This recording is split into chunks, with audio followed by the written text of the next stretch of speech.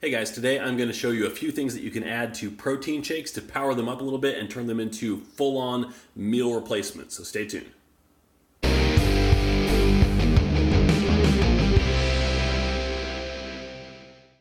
Hey guys, Darren Starr here. Thanks for watching. I'm owner and coach here at 5 Star Physique and host of the Drop Set podcast that you can find wherever you listen to podcasts twice a week. So what I wanted to talk about today was protein shakes, a bodybuilding staple. Often we see these as protein supplements, and so very often we mix them with other foods if we want to work in some carbs and fats. But the question becomes, what if we need something that's a little bit more convenient, a little bit more portable, a little bit more accessible, and a little less perishable? What are things that we can do and add to a protein shake to make it a little bit more versatile so that it can function as more of a full-featured meal replacement rather than just, okay, this is a way that we can get our protein intake up for the day. So the first thing that I would recommend doing, and I say this simply because I see a lot of people in the gym, guys in the locker room, they've got their gym bags out and they're carrying their 5-pound tub of Optimum Nutrition Hydro Away or whatever the hell. Like, why are you carrying that giant thing around? So what you do is you mix up your dry ingredients and you put them in the shaker cup and you carry the shaker around. Now this seems like super common sense, but I see enough guys doing this that clearly the message still needs to get out there. So if you are carrying around your 5-pound tub of protein in your gym bag, or it's in the trunk of your car or whatever, first of all, stop.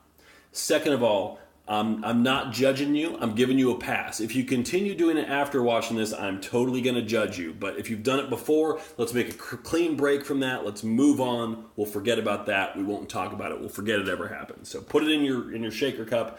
We'll call it good. So a few things that we can add to it. The first one is just a flavor additive. So I've talked about this before. Sugar-free Jell-O. Big fan of this stuff. So it is typical disclaimers apply. If you're concerned about artificial sweeteners, etc., this is not for you. For the rest of us, it's a great option, especially if your protein powder is kind of like, well, the taste is okay, but it doesn't really get me too excited. This will make it a little bit sweeter. It'll thicken it up a little bit so that it feels more like a shake rather than like a watery, thing of goo.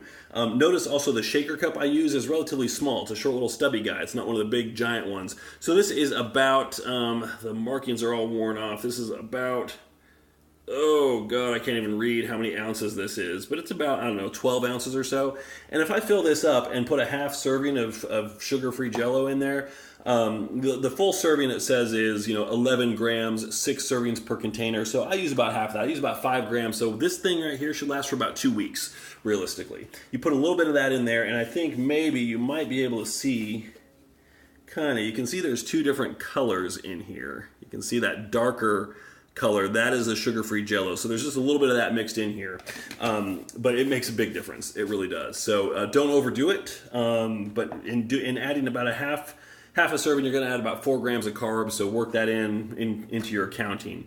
Now, if you wanted to add a carbohydrate into your protein shake, one of the most obvious things that people do is they throw in some oats, and oftentimes what they'll do is stick them in a blender, pound them up into a fine dust, and then add those into the shake.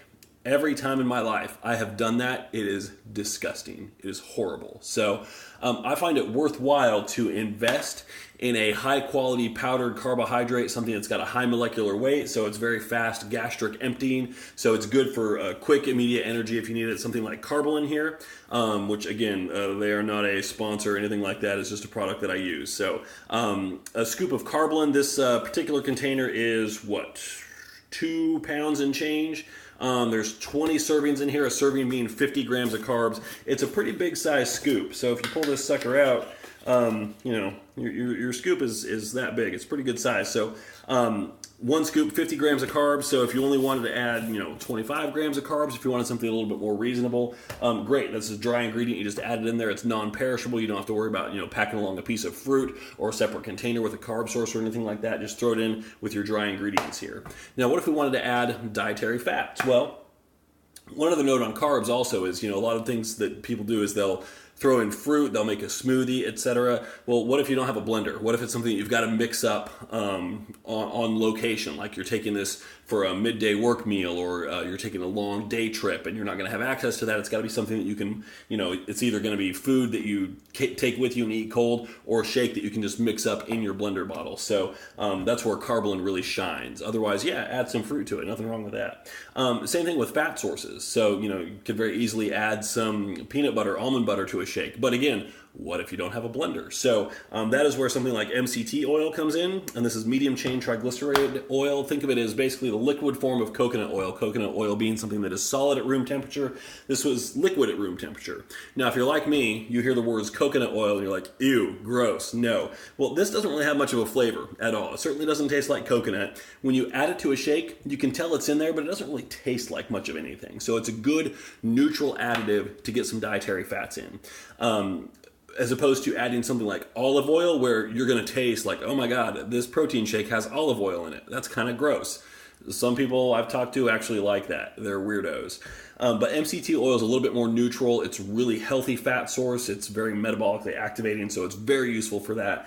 Now, if you wanted to take this with you, I wouldn't recommend mixing that in with your dry ingredients, but rather I would pack it separately in a tiny little Tupperware container like one of these guys. So you can pour out a tablespoon. If you put this guy empty, zeroed out on your food scale, pour in the oil until, if you're looking for a tablespoon, that's going to be 14, 15 grams. I would probably add like 17 grams just to account for the fact that some of it's going to get stuck in this container here. But you could very easily add a little bit of oil that way. So MCT oil is my preferred choice there. If you've got access to something like walnut oil, macadamia nut oil, those are all good flavors that tend to go with a lot of protein shake flavors as well.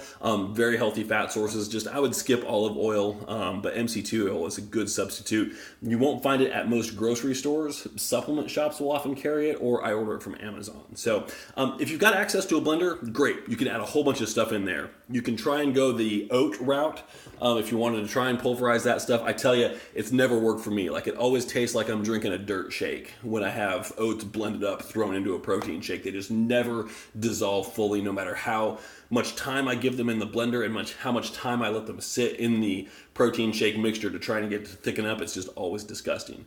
You can throw fruit in there. You can throw in peanut butter, almond butter, any source like that. But if you don't have access to a blender and you need something where you're just taking dry ingredients or separate liquid ingredients with you, these things will do the trick nicely. So any other ideas, any things that I missed, basic stuff to add carbs and fats to a protein shake? Comment down below, let me know, and maybe we'll do round 2 of this later on.